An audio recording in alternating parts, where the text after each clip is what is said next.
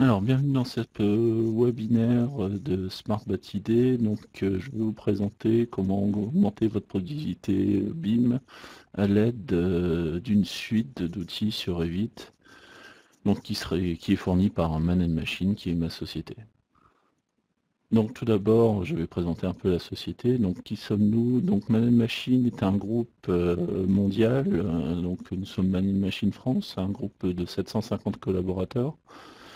Donc, on est une équipe pluridisciplinaire d'experts confrontés aux réalités du terrain, donc sur les types de métiers, l'architecture, l'ingénierie, le MEP, la structure et les systèmes d'information. Donc, nous avons développé des partenariats stratégiques avec différentes sociétés comme Autodesk, l'éditeur de logiciels de Revit, Solibri, ou Iconex pour tout ce qui va être synthèse, HP pour tout ce qui va être impression, et aussi Trimble sur la partie SketchUp pour la partie maquette de départ. Donc le but, c'est de pouvoir vous offrir une offre globale d'accompagnement, donc sur différents types de sujets, aussi bien de l'audit sur vos projets BIM, de vous accompagner aussi sur ces projets ou de détacher aussi des compétences BIM sur les différents types de projets. Donc nous faisons aussi de la formation et du transfert de connaissances BIM sur différents types de niveaux, donc aussi bien les formations de BIM Modeler jusqu'à la formation de BIM Manager. Donc je vais vous présenter la BIM Booster. Donc la BIM Booster est un panel d'applicatifs pour Revit, donc avec des contenus spécifiques sur l'ingénierie et la construction. Donc le but de cette suite est d'augmenter votre probabilité de modélisation sur le modèle BIM. Donc cette BIM Booster est directement inclus dans le logiciel Autodesk Revit.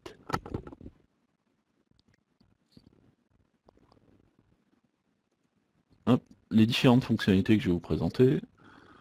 Donc la première fonctionnalité qui est très pratique, nous avec une fonctionnalité de bibliothèque et de gestion de projet. Donc cette bibliothèque vous permet de rechercher et de charger différents types de familles directement. Donc il vous suffit de situer les différents dossiers où vous allez regrouper vos éléments de bibliothèque. Et à partir de là, vous allez pouvoir les filtrer pour pouvoir les insérer plus facilement. Donc soit un par un ou directement par groupe de sélection dans le projet. Et pouvoir faire aussi des exports de cette bibliothèque directement vers Excel pour pouvoir quantifier cette bibliothèque-là. Donc très simplement, pour placer un objet, il suffit dans l'outil de bibliothèque de sélectionner l'objet, de cliquer sur placer. Donc là c'est une fenêtre, donc vous voyez directement il place la fenêtre avec l'outil fenêtre directement dans le mur. À partir de là on peut retourner dans l'outil de bibliothèque. Donc pour faire des recherches, ici vous avez des champs, donc là on va rechercher toutes les fenêtres avec un ventail. Donc il suffit de cliquer éventail, donc il vous retrouve toutes les fenêtres qui ont cette information de inventail. Et si vous les exportez, ici vous avez différents types de gabarits d'export. Donc qui vous permet directement d'exporter sous Excel cette recherche. Donc là, dans chaque dossier, il va vous indiquer le nombre de fenêtres qui appartient avec la fenêtre inventaire.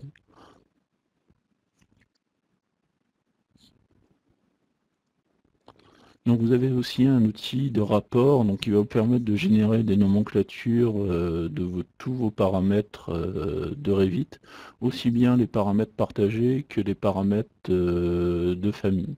Donc ça c'est un gros souci qui existe dans Revit, c'est que quand vous faites un paramètre de famille, ce paramètre de famille vous ne le retrouvez jamais dans les nomenclatures. Là avec cet outil là vous allez pouvoir le retrouver et pouvoir l'exporter directement sur Excel, corriger l'information et aussi remporter l'information directement dans Revit via une liaison bidirectionnelle entre Excel et Revit. Donc vous allez pouvoir aussi éditer des rapports personnalisés avec des structures directement d'export sous Excel. Donc je vais vous faire une petite démonstration. Donc là vous avez l'outil rapport. Donc dans l'outil rapport vous retrouvez les différents types de catégories. Donc par exemple là où ici vous avez les murs. Donc vous pouvez choisir quels sont les paramètres que vous voulez afficher. Donc faire la même chose avec les portes. Donc vous voyez les différents types de paramètres. Donc là on est sur les pièces. Donc dans les pièces ici j'ai décidé de faire apparaître les finitions de sol, la surface, le périmètre. Donc là on va pouvoir l'exporter. Et dans l'export, vous allez pouvoir ici, dans une structure Excel, retrouver les différents types de paramètres avec leurs informations. Et si vous avez besoin de réimporter une modification, ici vous avez un bouton importer qui vous permet de réimporter ces modifications depuis Excel.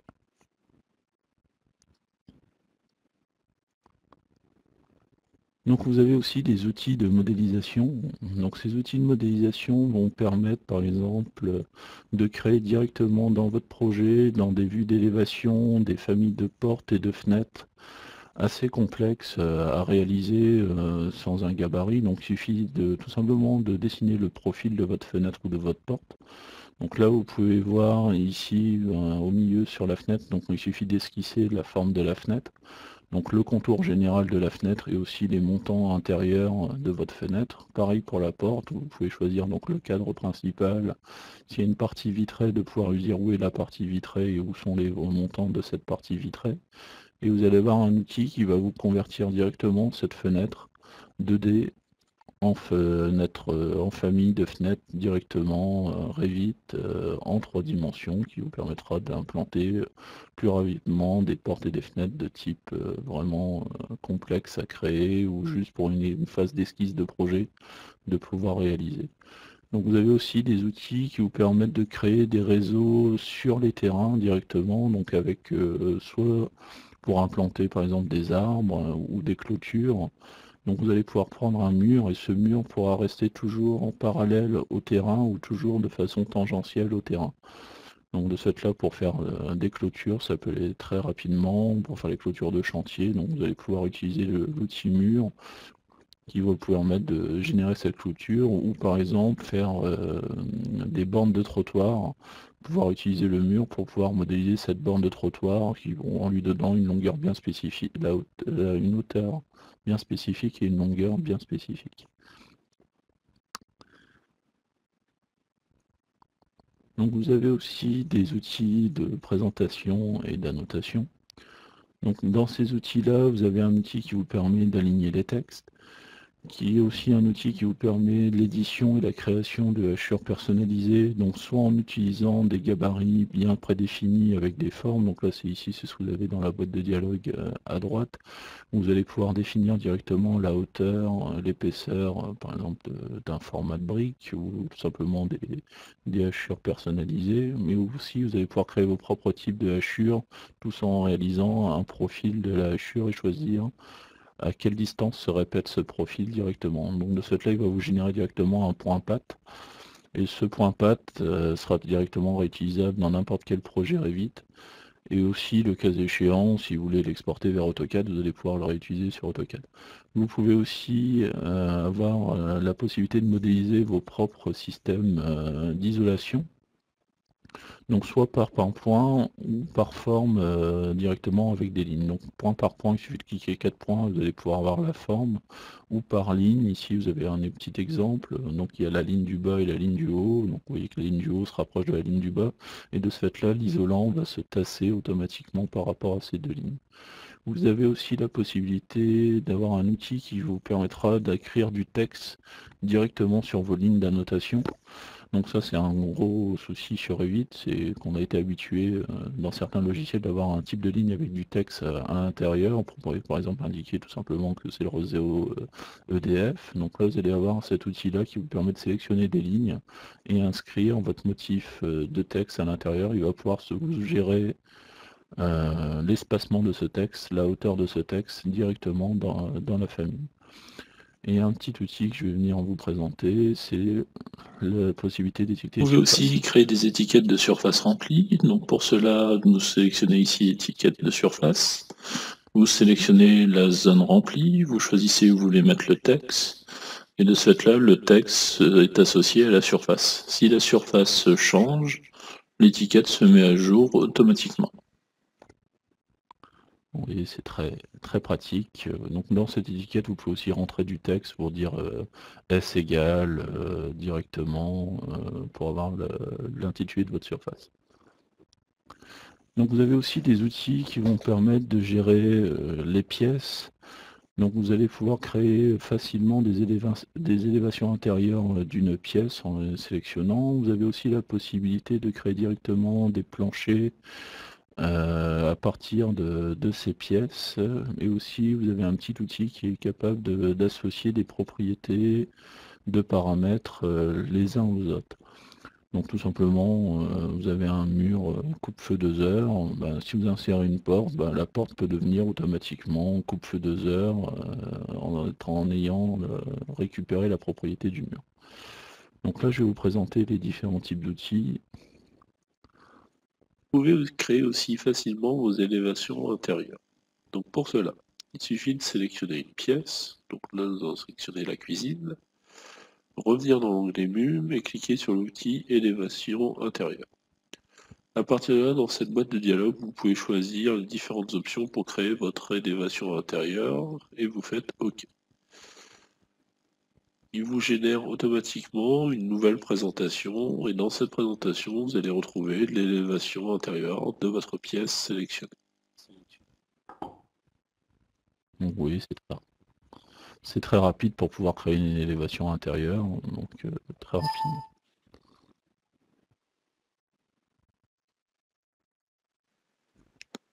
De la même manière, avec les pièces, vous pouvez aussi créer des finitions de sol très rapidement. Donc pour cela, il suffit de sélectionner les pièces dans lesquelles vous voulez créer une finition de sol, de prendre ici l'outil sol, de choisir la nature de sol que vous voulez appliquer.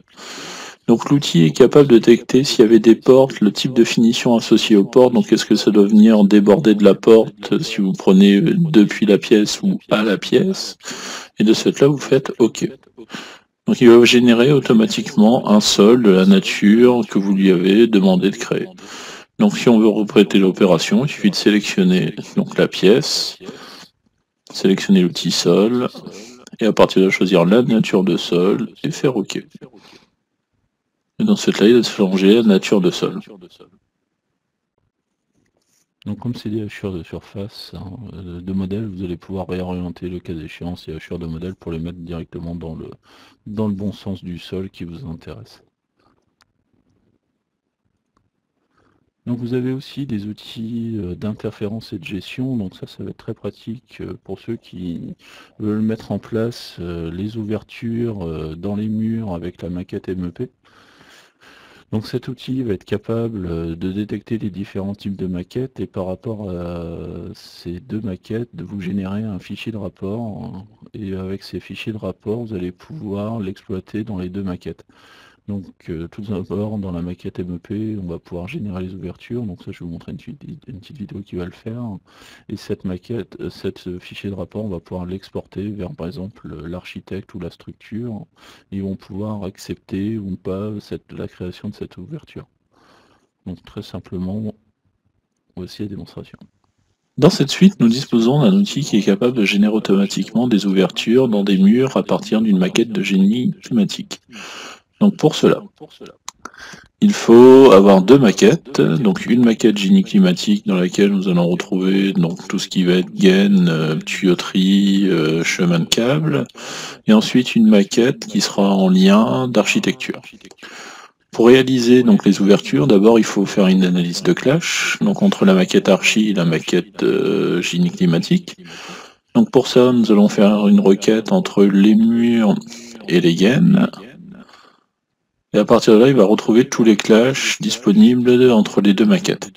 Donc si vous voulez voir plus précisément chacun des clashs, ici vous pouvez choisir le décalage par rapport aux objets, de montrer ici le clash, et à partir de là, il va vous générer automatiquement la vue 3D, une vue isolée entre le clash entre les deux objets. Donc vous pouvez choisir si, par exemple, la gaine est circulaire, si vous voulez une ouverture rectangulaire, il suffit de décocher ici circulaire. Vous pouvez gérer le décalage de chaque côté de la gaine pour chacune des ouvertures.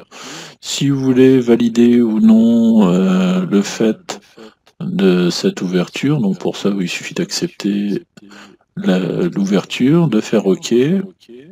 Donc là, il va vous générer un fichier d'analyse de clash. Vous faites enregistrer. OK. À partir de là, il a généré 2 réservations dans ce projet. Ensuite, il suffit d'aller dans la maquette d'architecture.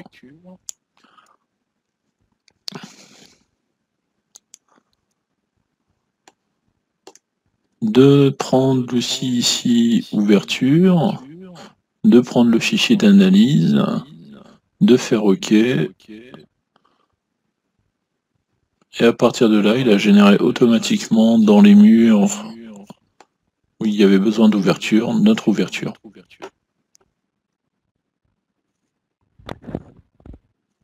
Donc oui, c'est très rapide, hein. Donc, alors pas le seul inconvénient, mais pour pouvoir réaliser cette opération-là dans les deux maquettes, il faut que les deux interlocuteurs aient la Beam Booster pour pouvoir le faire automatiquement. Ou sinon, c'est la partie MEP qui peut faire les réservations pour les différents intervenants après vérification dans la maquette.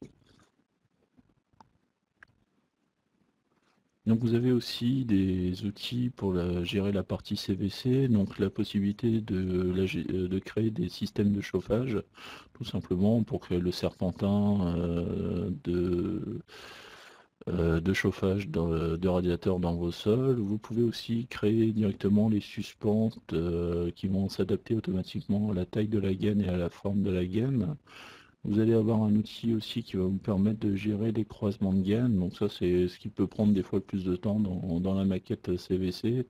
C'est de pouvoir, quand les différents types de réseaux se percutent, donc on a bien l'outil de clash qui nous dit, bah voilà, il y a un clash entre la gaine A et la gaine B, mais pour réaliser cette casse ou ce contournement, bah, ça prend du temps parce qu'il faut modéliser un petit morceau de gaine en dessous de la gaine ou au-dessus de la gaine, prévoir le coude, et par rapport à ce coude-là, de pouvoir relier les différents éléments.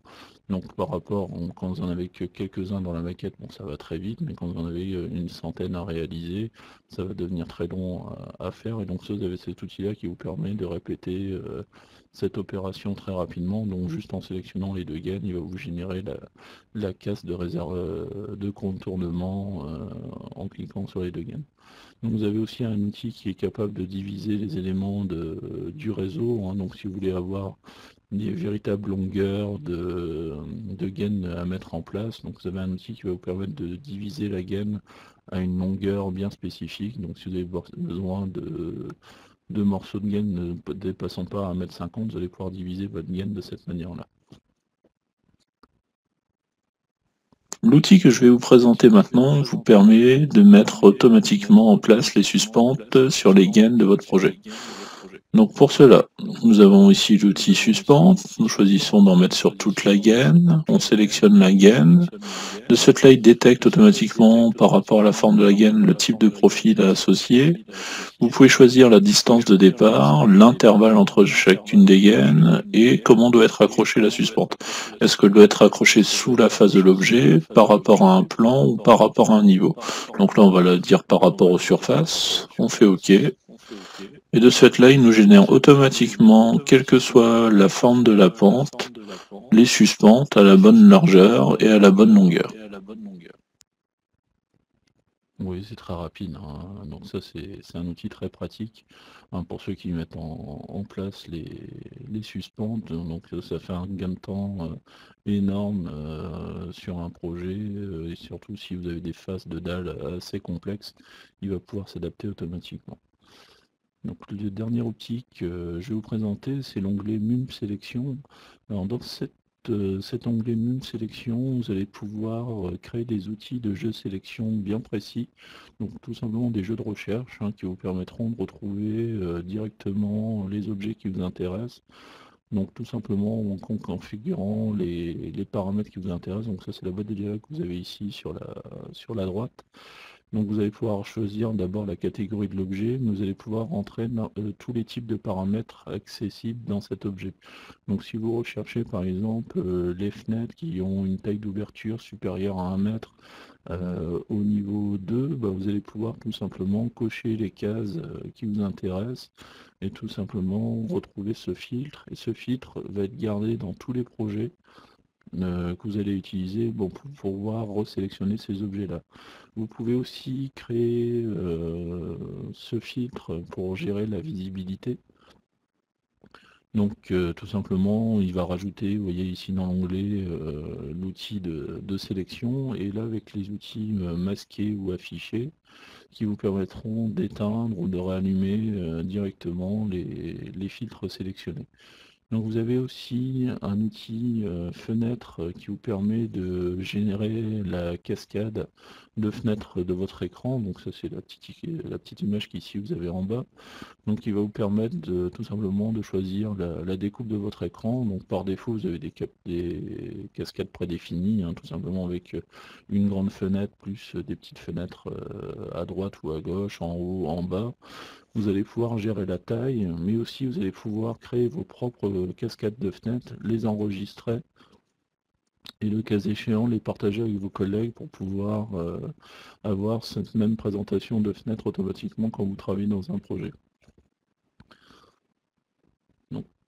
Donc pour cela, nous allons aller dans l'onglet BIM Sélection. Vous pouvez créer des catégories de filtres d'objets. De ce fait-là, à partir de ces catégories de filtres, vous pouvez éteindre ou allumer ces catégories d'objets. Donc si vous voulez éteindre les pièces du projet, il suffit de cliquer ici sur le filtre pièces, et de ce fait-là, les pièces s'éteignent. Si vous voulez rallumer cette catégorie, c'est assez simple. Il suffit de recliquer sur le filtre, et la catégorie se rallume.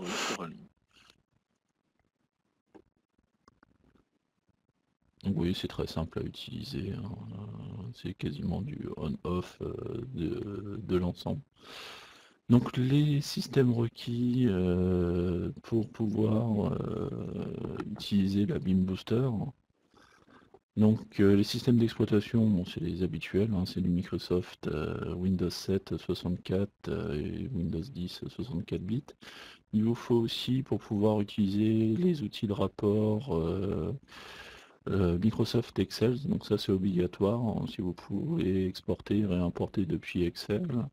Et les versions sur lesquelles de Revit c'est disponible, donc c'est Autodesk Revit 2018, donc qu'elles soient toutes seules ou en faisant partie des collections AEC ou les Building Design Suite Premium ou Ultimate. Donc les prochains rendez-vous dans lesquels vous pourrez assister, donc nous serons présents sur le stand, sur le salon BIM World, au stand 409. Donc si vous voulez nous rencontrer et que vous aussi nous posez des questions directement sur les suites ou sur les logiciels ou sur le BIM, ben, on pourra discuter ensemble sur le salon du BIM ou des différentes suites qu'on peut vous proposer. Donc aussi, n'oubliez pas qu'il y a demain aussi d'autres réunions qui sont prévues sur le Smart Day numéro 5. Donc avec différents types de collaborateurs et différents intervenants sur différents types de sujets, sur le design, les solutions environnementales et ainsi de suite. Donc nous allons passer à la partie questions-réponses. Donc si vous avez différents types de questions, vous pouvez passer par le chat pour pouvoir me poser les questions directement.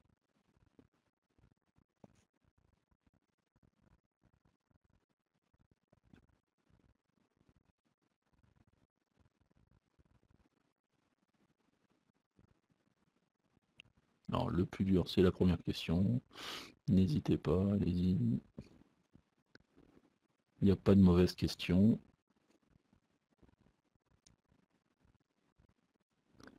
Alors, est-ce qu'il existe une licence éducation pour former les étudiants?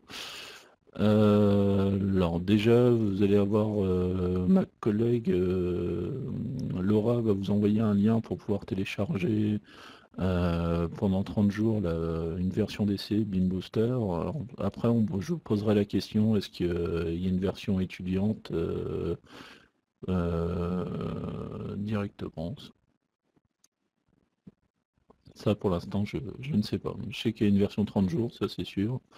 Le type de licence qui existe, donc c'est aussi du monopost, mais aussi du réseau.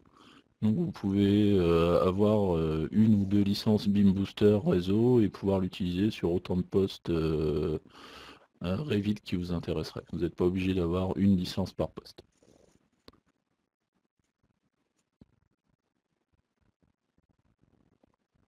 Combien coûte une licence? Alors ça, il faut se rapprocher de la partie commerciale qui vous permettra de vous donner le prix de cette licence-là.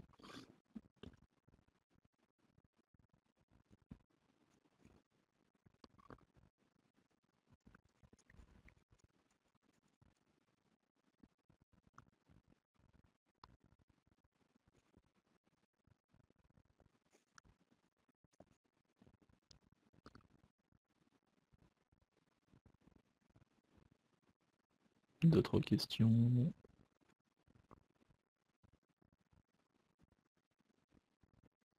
Alors, non, c'est pas seulement que alors, le fonctionnement uniquement sur la 2018, non.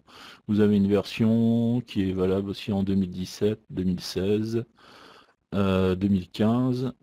Il faut savoir qu'elle est seulement en français qu'à partir que de la version 2017. Sinon, dans les autres versions, elle est en allemand et en anglais. Est-ce que ça fonctionne sur RevitLT? Malheureusement non, parce que RevitLT n'est pas ouvert aux applicatifs externes. Ça marche que sur des versions pleines de Revit. Il n'y a qu'Autodesk qui peut avoir des versions LT seulement. Alors, j'ai eu une coupure, je n'ai pas entendu le prix de la licence. Donc pour le prix de la licence, il faut se rapprocher de la partie commerciale de notre société. Alors, bah oui, là, bah, c'est un peu court parce qu'on n'a que 30 minutes à vous accorder. Donc si vous voulez une démonstration plus longue du logiciel, donc ça on peut venir chez vous ou faire comment dire, une présentation aussi par web de tous les outils qui sont dans la BIM Booster, un peu plus façon posée, et aussi vous présenter d'autres outils que j'ai pas eu le temps de vous présenter durant cette présentation.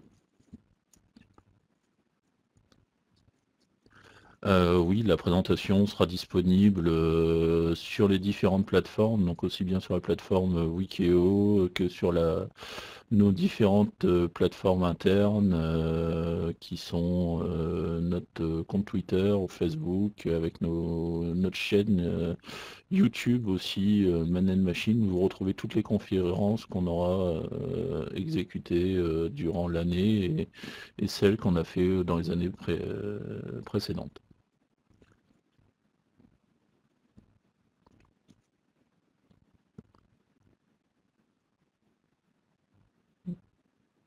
Est-ce que vous avez d'autres questions? Voilà, ma collègue Ikra m'a mis le lien de la chaîne YouTube pour ceux qui veulent regarder à nouveau cette vidéo ou d'autres vidéos de notre ensemble.